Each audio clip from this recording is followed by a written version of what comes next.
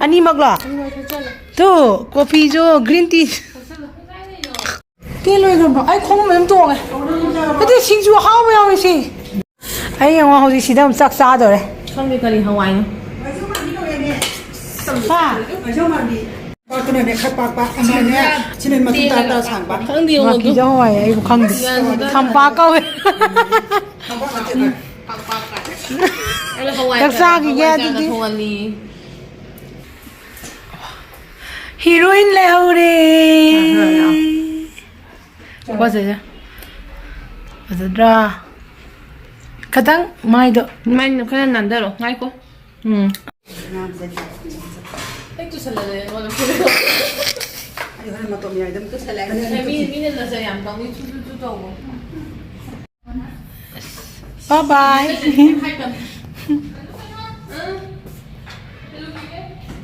The pothagi mai ka ji da. Anduga. Amu ko no taw na my birthday gi ma'am se lem.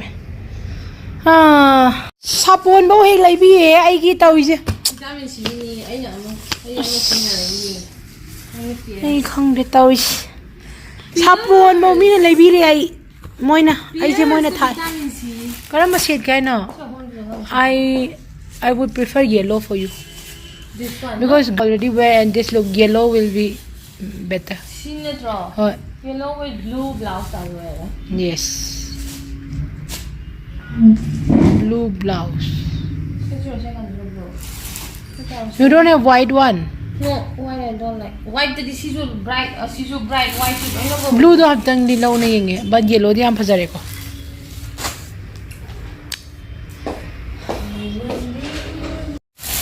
Khong of ti. Khong dia me ang ko chalo kana unde. Nya.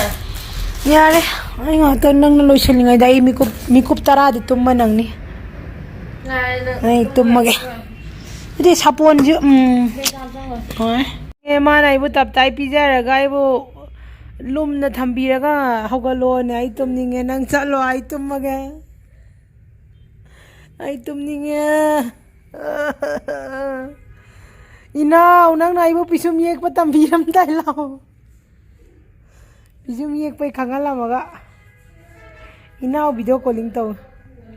Heater ga tha dana lumal le duga. Ai ba hogal laga ai nang chalu ra gera. Ai tumau ra ge. Ware. Kai ma lun chemoli hai ro. Chemoli di lai on to. Video में तो खंग्रा ससिंकर ने नुपी सारगा असेमोली तो वही तो Cái gì anh thử ra anh nhìn chụp à? anh nghe có đi pero đi cái nó bao mà là vậy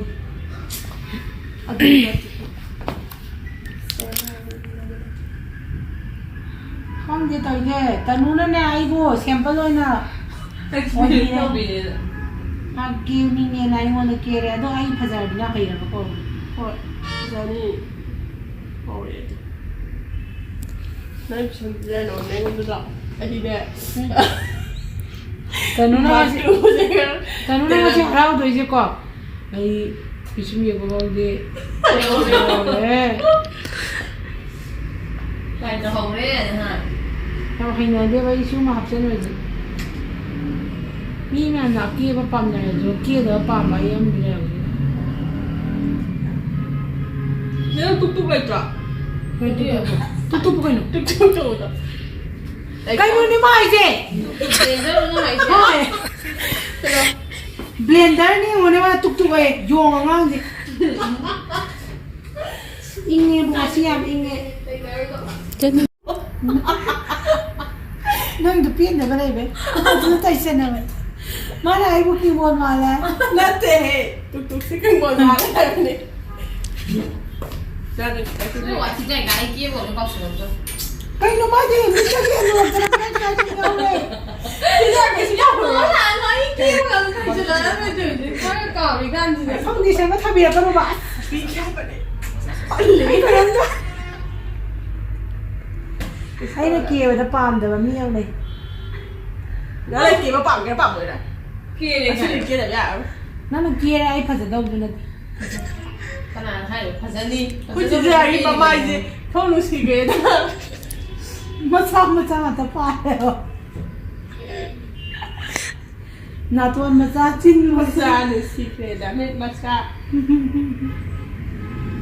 Nó ngủ nó rồi chơi rồi. Anh thấy gì ngồi không ra biết em luôn. Nè tôi đi. Ai đi. Ai mà. Qua đi. Cái này rồi gì? Ai đi qua.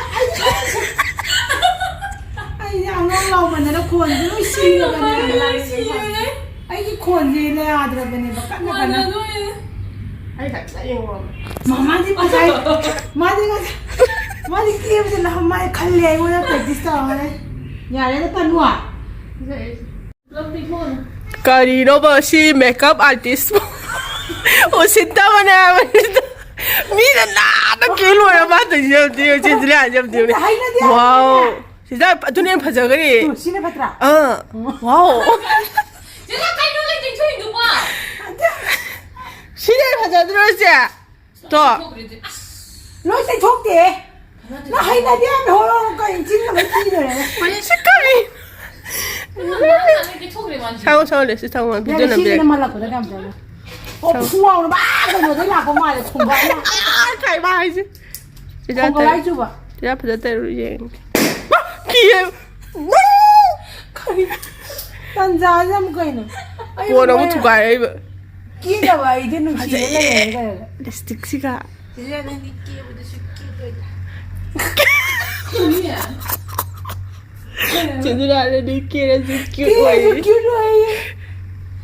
Nó thì ai cái này nó có đây sao vậy mà? Yo, không biết thế nói vậy mà. Ai này nó foundation nó hình cái Ai này đó, cái nó brown, đó là brown, black, gray, đó là. Phải xí cái sẽ là cái sắp sáng này đâu rồi. Chị ra nó làm gì? phải dân. Tụ. Mà anh hanu bi mà anh ngồi mà đó. Mi này. Chị ra nó ăn cái double look sama phăng Phải gì? Hiện cái nó nói là mình nhìn thấy nông kì. Wow. mình sẽ phát ra ra. Phải gì? Ya đây có. 근데 뭐 wow đi tu. Cái wow đi nó. Phải giải gì để số gặp nó đang đi qua khăn. Kem đâu đi. Pero di ki nupi sabi amal. Kana perodi này là thi. Kakching ki party đó. Mandra. Mante.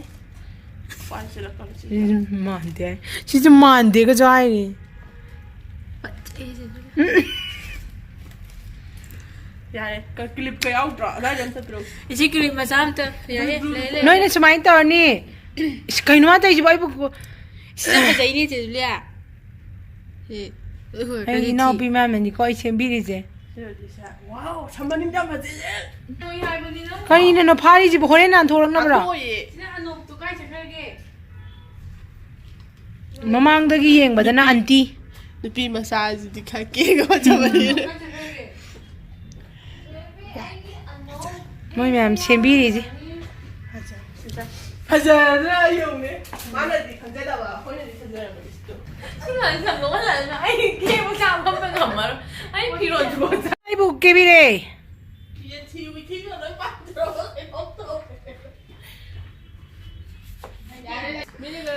Menu precision hai bra ma le yu si ai tau hai dra ai tau re kham lai 1 2 3 4 thai ai ta ma ba ya mu le ba kham ra ai da hai ding bo di yak da du le kan di le ga lo ga mai tha do ga kaung lo ai ta na adu kaung le ke mu tau ji ha adu ka na ma mu la ke Na adu yara adu khala. Nang na I wish ma'am do kamai hi ki. moi hai positive ta ai yo ai paisa adu sabdo ai sahi amda hoi lupa lai khai bo sing na Mi na po ai hai ne to phang dong na tin nang gi manung gi wakal. ai do family gi ga ro to ko pa ka ide pa you hydra Imagination di tau bra. to yu Wakal na di khan bra. khali adu la ke na ti to ne ai to ka ne ni mo ho Adu yara. Nang adu kakraban. adu do I ha ba du ta pi le ba du kai ro khang da bi du bi han le ba ba na Adu na te ai nai di balloon tha ka kadam ni air balloon nang 2024 gi me am do bye bye phang gi ma tha. Ai de dum tha gal le chai. lun di yaw ti mo ni youtube ta yaw ti Adu na di ai gi hab ni ai gi wish po ha. ꯑꯩꯗꯤ every year ꯊꯥꯒꯠꯂꯦ ꯕꯦꯂꯨꯟꯗꯣ universe ꯌꯧꯗ꯭ꯔꯗꯤ ꯀꯃꯥꯏꯅ ꯇꯧꯗꯣꯏꯕ ꯌꯧꯏꯅꯤ ꯀꯩꯅꯣ ꯊꯥꯒꯠꯈ꯭ꯔ ꯂꯣꯏꯔꯦ yearꯗ ꯆꯠꯈ꯭ꯔꯗꯤ ꯄꯥꯏꯕꯗꯤ ꯌꯥꯏ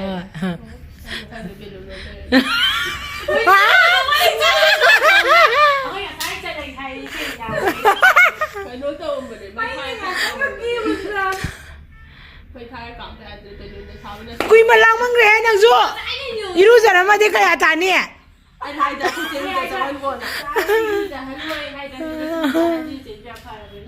ꯃꯃꯤ ꯇꯥꯔꯦ ꯇꯣ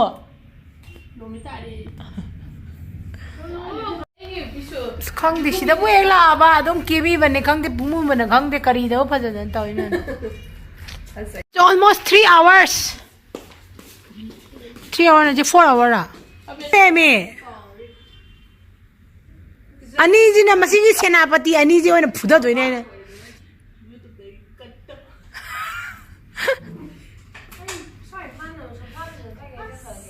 ꯁꯤ ꯁꯦꯅꯥꯄꯇꯤ ꯑꯅꯤꯁꯦ ꯐꯨꯔꯒꯦ ꯅꯕꯥꯅꯤꯅ ꯁꯠ ꯇꯥꯜꯂꯛꯄ ꯑꯩ ꯁꯤꯗꯣꯔꯦꯝꯅꯦ ꯁꯤꯗꯕꯨ ꯏꯔꯨꯖꯍꯜꯂꯝꯃꯗꯤ ꯑꯩ ꯀꯩꯗꯧꯗꯣꯏꯅꯣ ꯈꯣꯟꯁꯤꯁꯨ ꯂꯣꯏ ꯁꯤꯔꯦ ꯁꯥꯇ꯭ꯔ ꯂꯥꯎꯕ ꯇꯧꯔꯒꯦ ꯑꯩꯗꯤ ꯄꯦꯜꯂꯦ ꯑꯩ ꯁꯨꯃꯥꯏꯅ ꯀꯦꯅ ꯑꯣꯏꯔꯗꯤꯅꯦ ꯑꯩ ꯀꯦꯗ꯭ꯔꯁꯨ ꯇꯣꯛꯑꯒꯦ ꯑꯩꯒꯤ ꯊꯕꯛ ꯃꯌꯥꯝꯁꯦ ꯅꯨꯄꯤꯗ ꯑꯩ ꯉꯝꯃꯣꯏ ꯑꯩ ꯖꯨꯂꯤꯌꯥ ꯑꯗꯨꯝ ꯑꯣꯏꯖꯔꯖꯅꯣ ꯏꯃꯥꯅ ꯄꯣꯛꯄꯗꯒꯤ ꯊꯝꯃꯝꯕ ꯁꯛꯁꯦ ꯑꯗꯨꯝ ꯑꯣꯏꯖꯔꯖꯅꯣ ꯑꯩ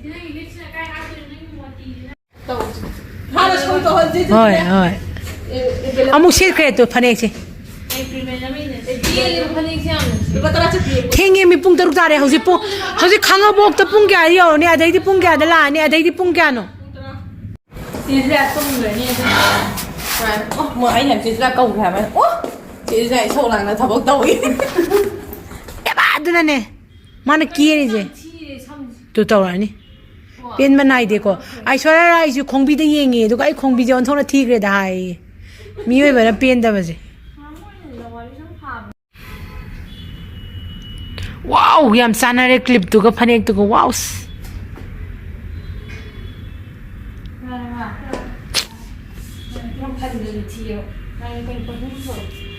ꯄꯔꯐ꯭ꯌꯨꯝ ꯄꯨꯊꯣꯔꯛꯑꯣ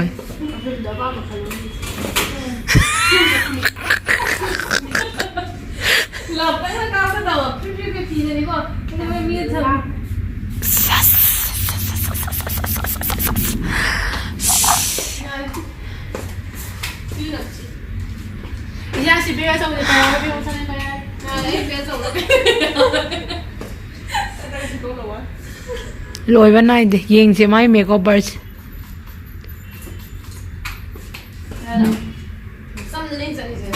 ꯑꯗꯣ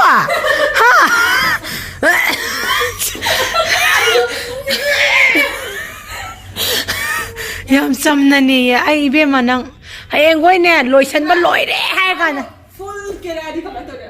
ꯑꯩ ꯉꯝꯃꯔꯣꯏ ꯑꯩ ꯈꯪꯗꯦ ꯑꯩ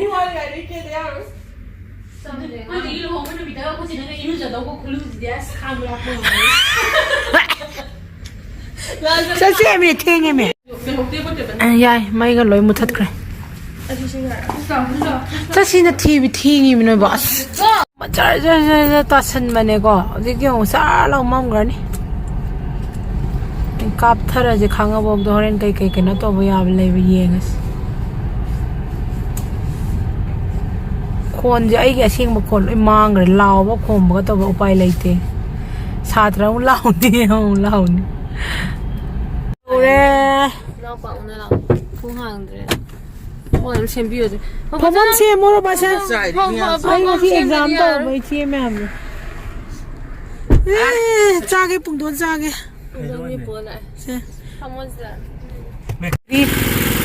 ꯒ꯭ꯔꯥꯟ ꯑꯦꯟꯇ꯭ꯔꯤ ꯇꯧꯈ꯭ꯔꯦ ꯑꯩꯈꯣꯏ ꯍꯧꯖꯤꯛ ꯂꯩꯁꯦ ꯈꯥꯡꯉꯕꯣꯛꯇꯅꯤꯀꯣ ꯑꯁꯝꯕꯤꯗ ꯀꯦꯕꯤꯀꯦ ꯒ꯭ꯔꯥꯟ ꯑꯦꯟꯇ꯭ꯔꯤ ꯇꯧꯈ꯭ꯔꯦ ꯆꯪꯁꯤꯜꯂ ꯀꯥꯞꯄꯗꯅ ꯀꯥꯞꯄꯤꯒꯦ ꯌꯦꯡꯉꯩꯁꯦ ꯉꯁꯥꯏ ꯆꯥꯛꯁꯨ ꯆꯥꯁꯜꯍꯜꯂꯦ ꯑꯩ ꯂꯣꯏꯔꯦ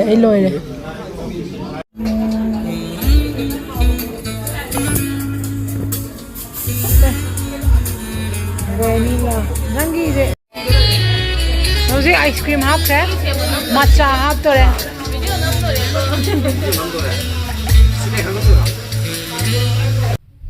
culture coffee gi yamna hard working oiba youths ngaktani ipa sing hai tare sita jum chatpadagi khangnare yam phai moi samna hotna ningi yam thagat ningai ne hauju yam hoi moina sembase sumaina ngasi loishan khre bye bye thank you everyone